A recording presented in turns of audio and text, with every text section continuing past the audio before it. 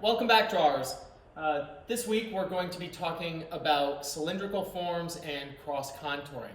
So last week we talked about boxes, and I talked about how one of the larger purposes of being able to draw boxes is being able to understand forms and perspective and to be able to box out forms.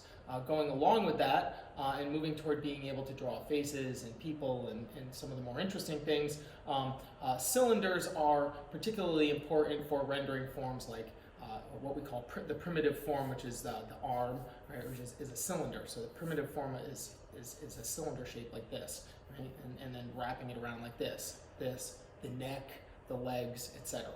Mm-hmm. So a couple of things about a cylinder, right?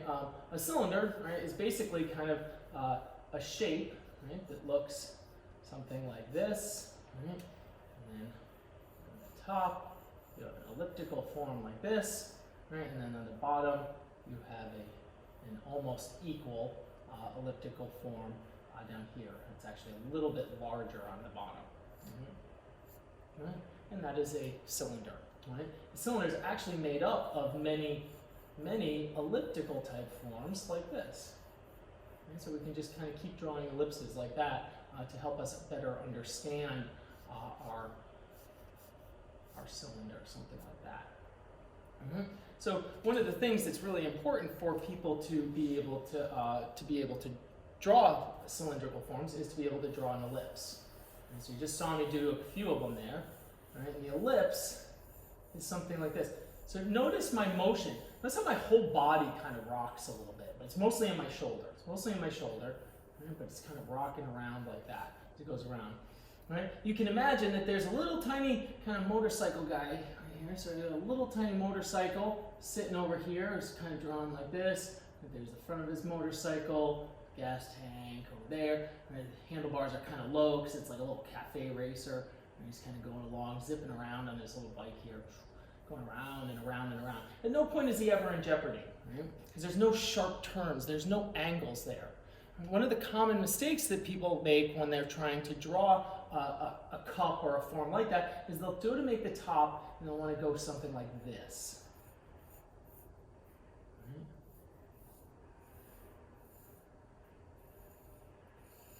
Right? This looks like an almond shape or an eye shape, like it has little corners like an eye does, right? If your little guy over here on his little cafe racer was going around there like that, when he got to this point, he wouldn't be able to make the curve. So see how this person can keep going around and around. This one, he's going to get to that corner and just boom, right off the side. He just fell off this cliff over here. Boom, big explosion. Mm-hmm. Now you don't want that to happen. That's dangerous, right? That doesn't look good. Right?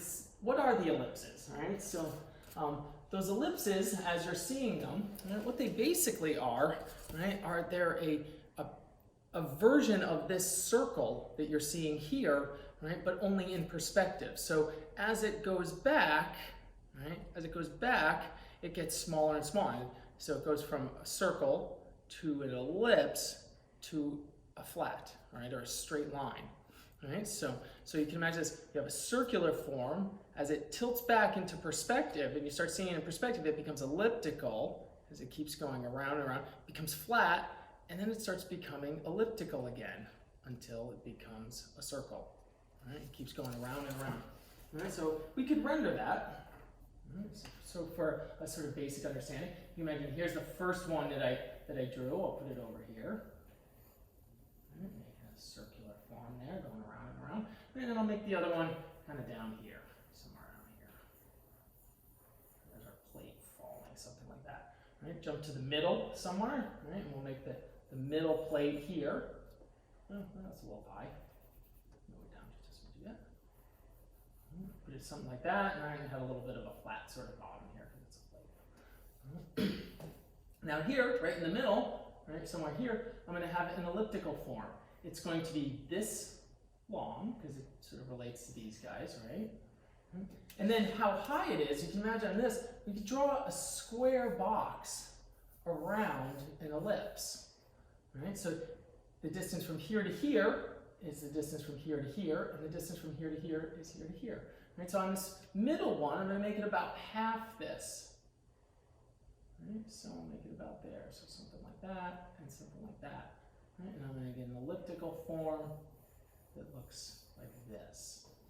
Right? Now here, right, I'm going to have another one, and I'm going to have another one here. Right? This one's going to be a little bit bigger. It's going to be about 3/4 of that, so I'll make it about something like that. So it'll go to there, and it'll go to about there. It'll be about the same width. And I got a little wider. I guess the plate's coming out at us a little bit there. Right? And it's going to be a little bit larger. Right?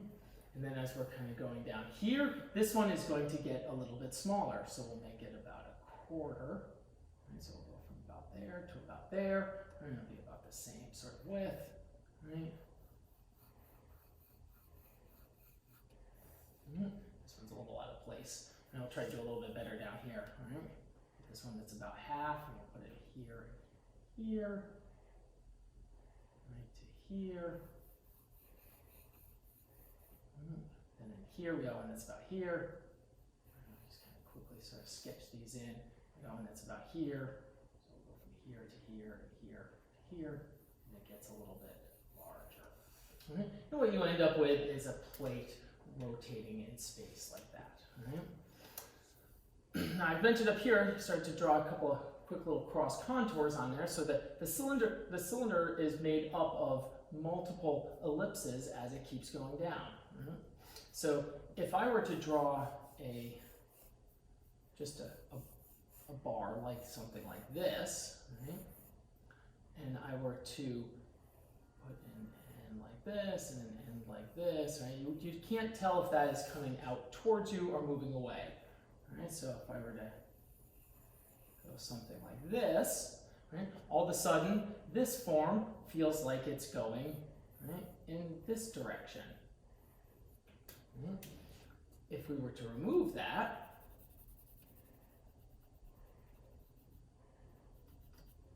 right, and move the ellipse to this side, right, and this, all of a sudden that form feels like it's going away and it's coming out at us this way. Right, so you can flip them around. Right? The only thing that's not right about this is that, that when we do it in that way, we're not seeing any perspective. In actuality, if this thing was coming forward towards us, right, we would have the cylinder, the column, right, would be in perspective, because the one that's farther away from us would be smaller, right, and then the one that's coming towards us, right, would be larger. Right. If you want to give some additional dimensionality to this, right, and sort of we can see it better, right, we can add some cross contouring in here. Right, add a little bit of that cross contouring. Right, and these need to feel like they're wrapping around.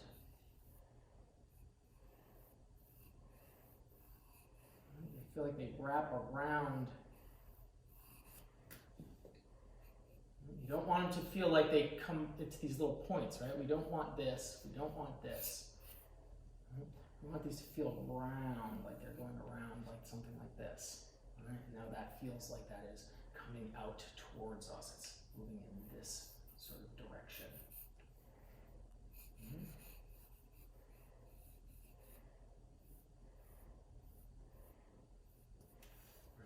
Out.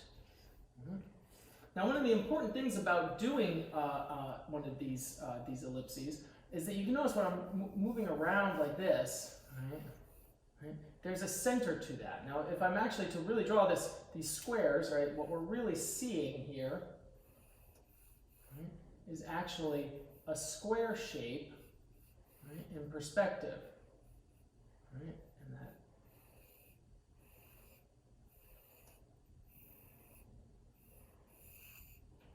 That's the center of the circle. The distance from here to here is actually a little bit smaller than the distance from here to here.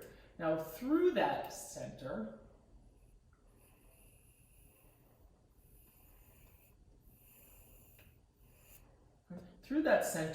there runs a central axis. Right? It goes right through that whole form. Right? that form needs to be 90 degrees, 90 degrees to the ellipse. Right? So anytime we're drawing an elliptical form, right, there's a central axis that runs through it, and then the ellipse runs around it. Right? So we can add the sort of two side pieces on here and here, right, etc. Right? So that's some introductory information about cylinders, about elliptical forms, and about cross contouring. All right. Next, we're going to move on and do the demo.